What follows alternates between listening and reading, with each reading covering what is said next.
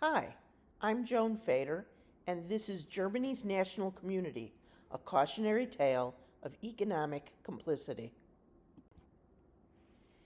Adolf Hitler planned to return Germany to its rightful place as a world power, and he was prepared to go to war to make it happen. To do so, Germany needed to be rearmed, but Hitler wanted to exclude the Jews from Germany as well. He believed they caused the loss of World War I by sabotaging Germany from within. To prevent that from happening again, the Jews had to be removed from Germany's economy for the protection of the racially pure national community. The first state-orchestrated attack on the Jews' economic holdings was a regime-wide boycott of Jewish businesses held on April 1, 1933. Over the next several years, while Germany prepared for war, an uncoordinated yet fiscally enticing Aryanization of Jewish assets took place throughout the regime. By 1938, the Third Reich's breakneck rearmament had pushed the economy to the brink of financial ruin. This crisis forced Hitler and his henchmen to find additional streams of revenue to both support war preparations and the provision of benefits for the national community. This need for capital necessitated a methodical Aryanization of Jewish assets which Hitler and his cohorts initiated after Kristallnacht. This provided the regime with the funds needed to satiate and pacify the German population while continuing to rearm.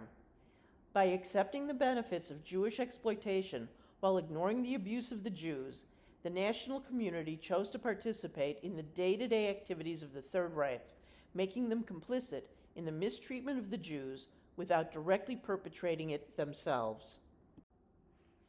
Hitler, like many of his countrymen, could not accept that World War I was lost due to the failure of the German military. Instead, they chose to believe the myth that Germany had been stabbed in the back by a revolutionary enemy within, in short, the Jews. Hitler readily accepted this explanation due to his own rabid anti-Semitism. Blaming the Jews for Germany's loss in the Great War became a key part of Nazi ideology. Hitler would preemptively remove the Jews, safeguarding Germany from any sabotage that might prevent it from reclaiming its rightful place as a global force.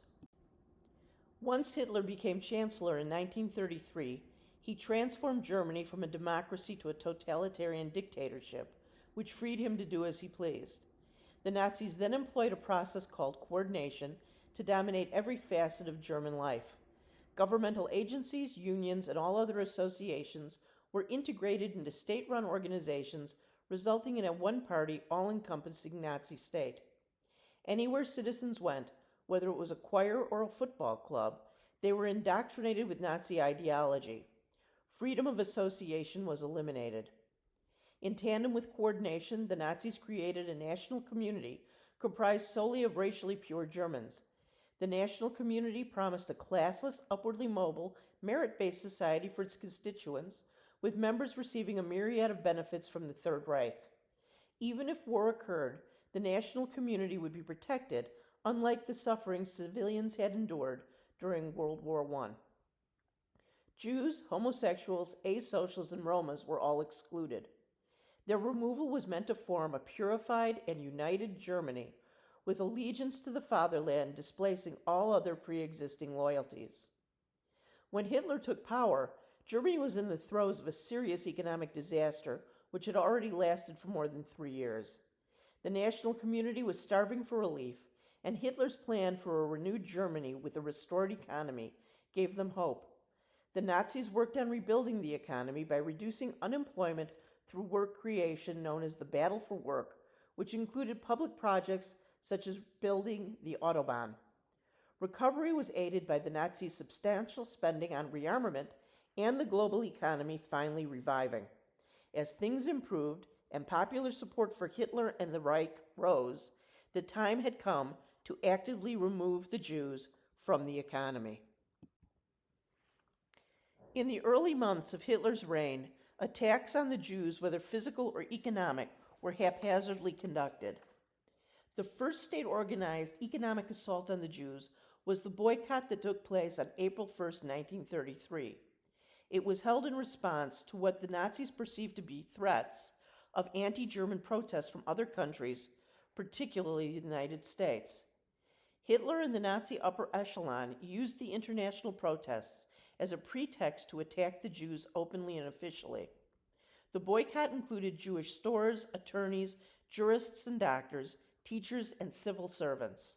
It put the world on notice that the Nazis had begun the removal of the Jews from Germany's economy and that they were willing to use the Jews as hostages.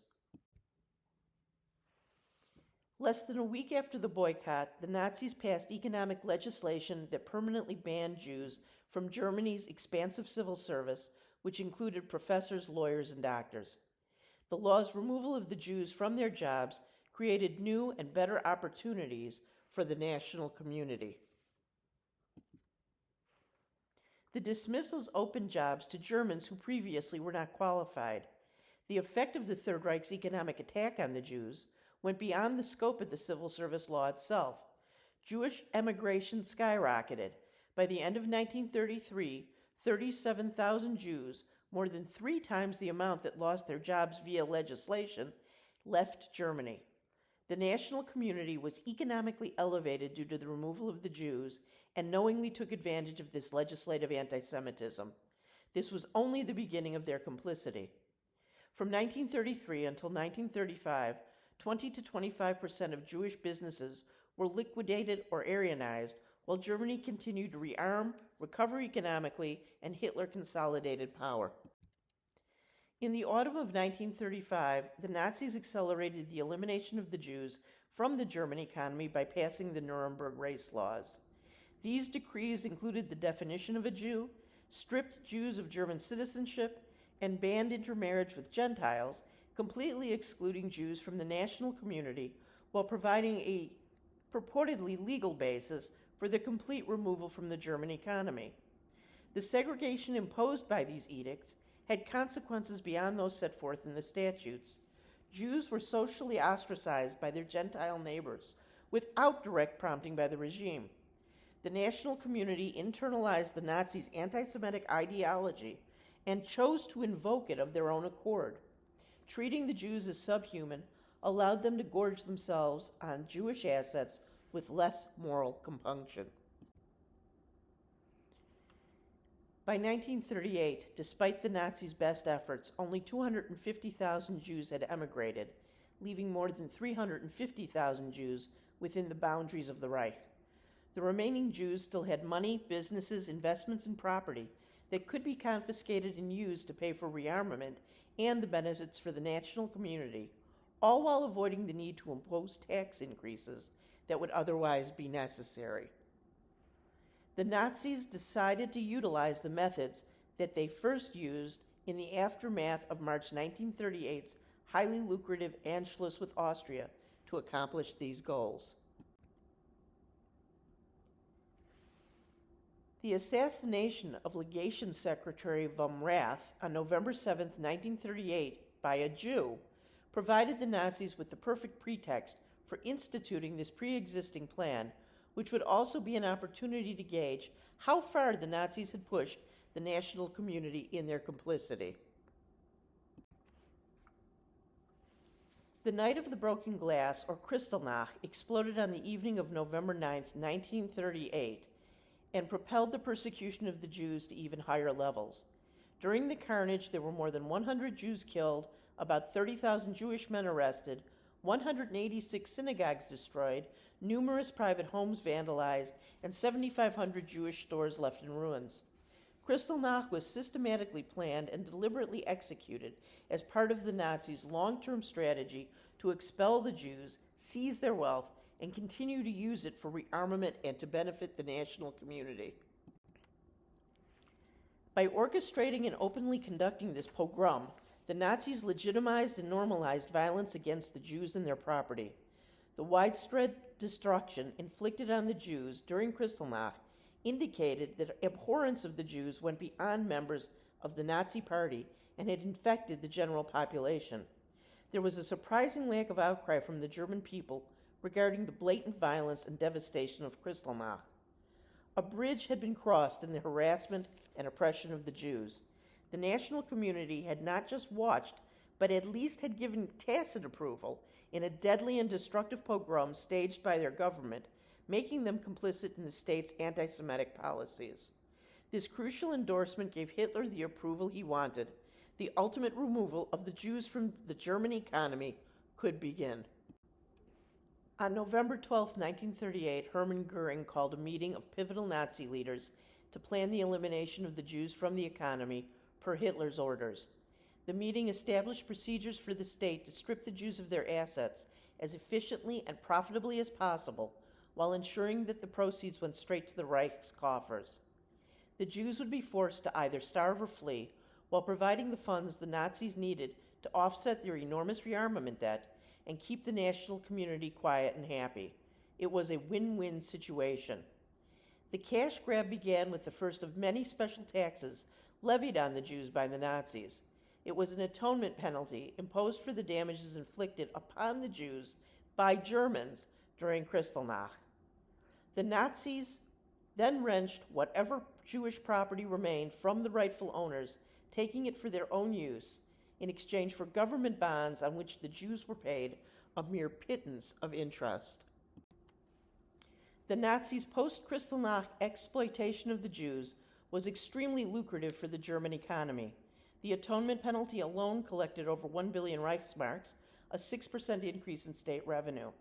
At least 9% of operating revenue in Germany's last pre-war state budget was a direct result of confiscating Jewish assets in the amount of 1.5 billion Reichsmarks.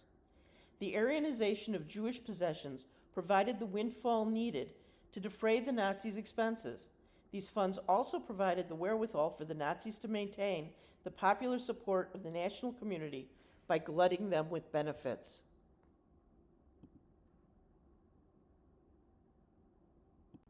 Eliminating the Jews from the economy enhanced everyday life for average Germans.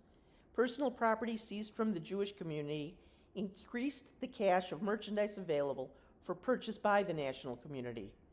Jews no longer had funds to compete for the ever-shrinking supply of consumer goods. As Jews were displaced from their homes, whether physically or financially, more living space was available for the national community even before the war began. Rearmament is usually paid for by raising taxes on the citizenry.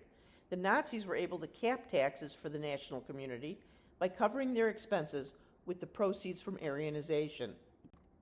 Other tangible benefits were provided directly to ordinary Germans by the Nazis at the expense of the Jews. Stolen assets helped finance improved working conditions for average Germans, including cleaner factories and free meals in employee cafeterias. Strength through joy provided ordinary citizens the wherewithal to travel, as well as access to cultural events such as theater and movies. Other things that were once out of reach, like automobiles, became available to the average citizen via government-sponsored payment plans. These items and opportunities were indulgences that previously had only been available to upper classes. The Nazis made these luxuries accessible to all members of the national community, and in return, the populace was held in thrall to the regime. From 1933 to 1939, the Nazis manipulated ordinary German citizens into being complicit in the Third Reich's abuse of the Jews. Hitler removed opposing views from society and streamlined the population into a homogeneous national community. Being a member paid off with a revitalized economy as well as tangible goods. The property and position of Jews were given to the national community, allowing the Nazis to incur great debt while capping food prices, avoiding tax hikes, subsidizing vacations, and providing access to previously prohibitive luxuries. These boons came with a hefty moral price.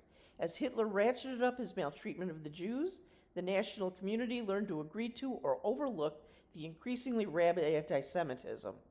They then affirmatively chose to take part in it by knowingly accepting the benefits extracted from the Jewish population. The national community became inured to the abuse and brutality inflicted on other ordinary people who had once been fellow citizens.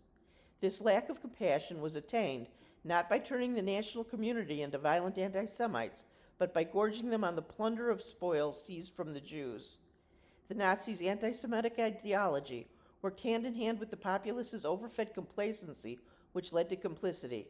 By ignoring the inhumane treatment of the Jews, yet taking advantage of their exploitation, Germans chose to become not just onlookers, but participants in the day-to-day activities of the Third Reich.